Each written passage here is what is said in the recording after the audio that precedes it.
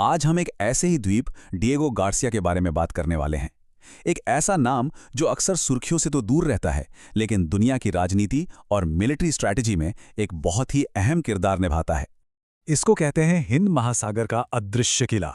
सोचिए, एक ऐसी जगह है जो हजारों किलोमीटर फैले समंदर के बीचों बीच छिपी है, लेकिन जिसकी ताकत की गूंज पूरी दुनिया में सुनाई देती है।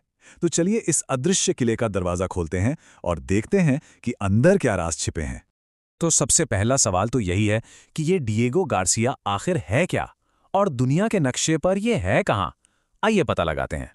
जरा सोचिए, एक ऐसी जगह के बारे में जो अपने सबसे करीबी महाद्वीप से भी हजारों किलोमीटर दूर हो। डिएगो गार्सिया हिंद महासागर के ठीक बीच में एक छोटा सा एटोल है, मतलब मूंगे से बना एक द्वीप जो इसे दुनिया की सबसे अलग थलग जगहों में से एक बनाता है। अच्छा, अब यहाँ कुछ और बातें हैं जो इसे और भी दिलचस्प बना देती हैं।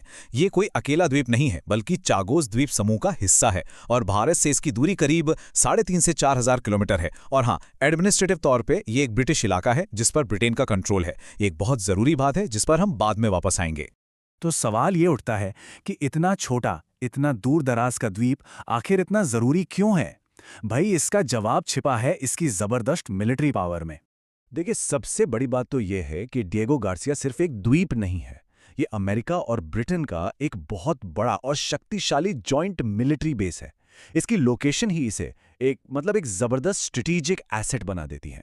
यहां से दुनिया के कुछ सबसे खतरनाक माने जाने वाले B-2 स्पिरिट बॉम्बर्स जैसे लंबी दूरी के स्ट्रेटेजिक बॉम्बर प्लेन्स ऑपरेट करते हैं। इसका सीधा सा मतलब है कि यहां से बैठकर मध्य पूर्व, अफ्रीका और एशिया के बड़े हिस्सों पर नजर रखी जा सकती है, और जरूरत पड़ने पर एक्शन भी लिया जा सकता है। और सिर्फ हवाई ताकत ही नहीं, ये एक बहुत बड़ा नेवल पोर्ट भी है। यहाँ बड़े बड़े जंगी जहाज और यहाँ तक के एयरक्राफ्ट कैरियर्स भी आके रुकते हैं, जिससे इस पूरे इलाके में एक तगड़ी नौसैनिक मौजूदगी बनी रहती है। और बात यहीं खत्म नहीं होती। डिएगो गार्सिया न्यूक्लियर सबमरीन्स यानी परमाणु पनडुब्बियों के लिए भी एक बेस का काम करता है। मतलब ये इसे हवा, समंदर की सतह और समंदर के नीचे तीनों जगहों पर मिलिट्री पावर का एक हॉटस्पॉट बना देता है।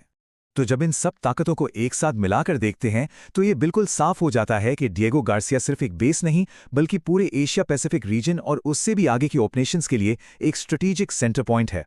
लेकिन भाई, जहां इतनी ताकत होती है वहां विवाद भी होते ही हैं। तो चलिए अब इस द्वीप से जुड़े कुछ तनाव और घटनाओं पर भी एक नज़र डालते हैं।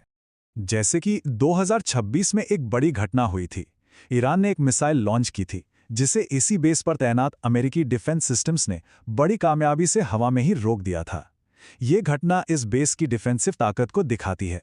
और इस बेस से जुड़ा एक बहुत बड़ा और पुराना विवाद है इसकी जमीन को लेकर, मतलब इसकी सॉवरेनिटी को लेकर। एक तरफ है यूनाइटेड किंगडम, जो इसे अपने ब्रिटिश हिंद महासागर क्षेत्र का हिस्सा मानता है, तो वहीं दूसरी तरफ है मॉरिशस, जो पूरे चागोस द्वीप समूह पर अपना हक जताता है, जिसमें डिएगो गार्सिया भी शामिल है। तो कुल मिलाके इस पूरी कहानी में 3 मेन प्लेयर्स हैं। यूनाइटेड किंगडम, जिसका इस पर कंट्रोल है, मॉरिशस, जो इस पर अपना दावा करता है, और अमेरिका, जो यहाँ अपना सबसे बड़ा मिलिट्री बेस चलाता है। तो अब तक हमने जो कुछ भी देखा, उसे समझने के बाद ये बिल्कुल साफ हो जाता है कि डिएगो गार्सिया दुनिया के पावर बैलेंस में क्या भूमिका निभाता है। ये जो लाइन है ना, ये इसकी अहमियत को बिल्कुल सटीक तरीके से बताती है। डिएगो गार्सिया, वैश्विक सैन्य शक्ति का केंद्र। ये सच में एक ऐसा पॉइंट है जहां से दुनिया के एक बहुत बड़े हिस्से को कंट्रोल किया जा सकता है। और आखिर में एक सवाल जो सोचने पर मजबूर करता है। जैसे जैसे हिंद महासागर में जियोपॉलिटिकल कंपटीशन बढ़ रहा है, इस अदृश्य किले का भविष्य क्या होगा?